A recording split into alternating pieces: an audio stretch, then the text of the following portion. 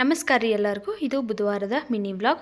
ಬುಧವಾರ ಮಧ್ಯಾಹ್ನ ಮೇಲೆ ನಾನು ವ್ಲಾಗ್ನ ಶುರು ಮಾಡ್ಕೊಂಡಿದ್ನಿ. ಸಾನ್ವಿಗೆ ಸ್ವಲ್ಪ ಸ್ಕಿನ್ ಅಲರ್ಜಿ ಆಗಿತ್ತು. ಹಕ್ಕಿಗೆಲ್ಲ ಕ್ರೀಮ್ ಹಚ್ಚಿ ಅಡುಗೆ ಕೆಲಸನ ಸ್ಟಾರ್ಟ್ ಮಾಡ್ಕೊಂಡು ಇವತ್ತು ಬಸ್ಸಾರು ಮತ್ತು ರಾಗಿ ಮುದ್ದೆ ಮಾಡಿರಾತಂತೇಳಿ ಬಸ್ಸಾರು ಮಾಡೋಕ್ಕೆ ಸಬ್ಸಿಗೆ ಸೊಪ್ಪು ಮತ್ತು ಬೀನ್ಸ್ ಎಲ್ಲ ಹಾಕಿ ಬೇಯಕ್ಕಿಟ್ಟು ಬಂದು ಬ್ಲ್ಯಾಂಕೆಟ್ ಎಲ್ಲ ತೆಗೆದು ಬೆಡ್ಡೆಲ್ಲ ಕ್ಲೀನ್ ಮಾಡಿಕೊಂಡು ಮನೆ ಕಸ ಗುಡಿಸಿ ಮುಖ ಎಲ್ಲ ತೊಳ್ಕೊಂಡು ಬಂದು ಇವಾಗ ದೇವರಿಗೆ ದೀಪ ಹಚ್ಚಕತ್ತೀನಿ.